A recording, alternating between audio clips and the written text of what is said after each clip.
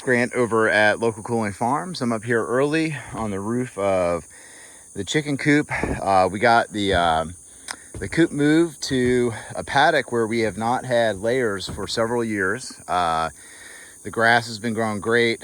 We bush hogged this about a month ago or so, and it's getting up to waist high.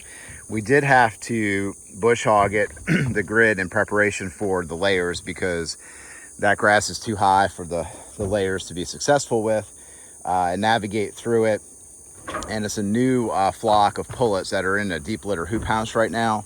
And we definitely don't want to go from deep litter hoop house to jungle, even though they're jungle fall. We don't want to do that to them. Anyway, so, this coop was, we had originally built it for the goats as a goat house, and then we turned it over into a one of the first egg mobiles that we had.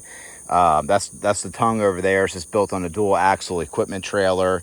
The roof we salvaged off of buddy of mine Chad's roof when they redid their the roof on their house. I got all their old tin, and we've been running this one now for a long time. And when we had originally put on the roof, we had we were moving real fast, and not the best metal in the world, but it's free metal. And so I'm just redoing it actually with the same metal that we had some pieces left over with. So that's what I'm doing this morning. We've been totally behind on doing this project. The layers should have gone out a couple weeks ago.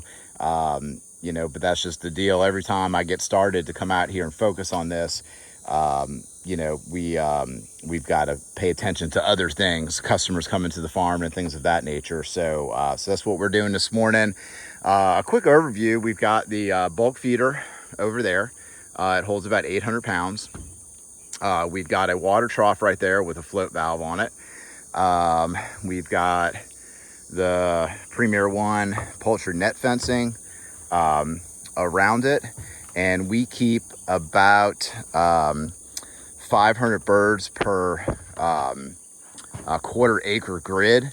We find with the rainfall on the Gulf Coast, we're 80 miles north of the Gulf, in our clay soil, and we are kind of like in a low area-ish.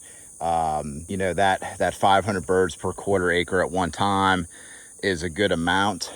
We are looking at possibly adding an additional trailer to every flock to increase to like 600 birds, because what's happening to our farm is our soil's getting better and our water percolation is getting better. So we feel like maybe our pastures can actually handle more birds per square foot basis. Because look, when we got this place, this is pretty good pasture here.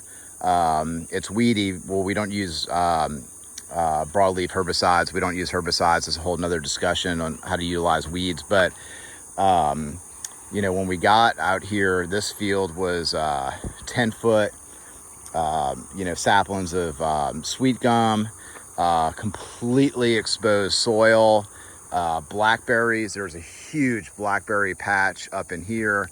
All of this was nothing but like I said, sapling trees and stuff. And so, eventually we got in here and we mowed it, we got it down, we ran the layers on, we ran goats in it, ran cattle in it. And now it's really turning into a nice pasture system.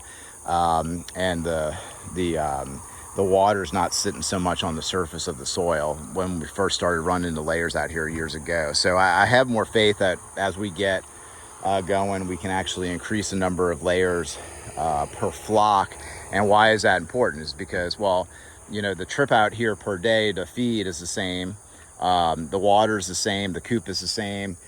Everything's the same, but we're getting more eggs per collection visit and all this kind of stuff. So, and then our sales are there on eggs. So we're just looking at it and looking to adjust. So like this, this hedgerow right here is what all of this used to look like. So anyway, so that's what we're doing out here this morning. We got out here early to beat the heat. I'm almost done doing a very unprofessional roofing job.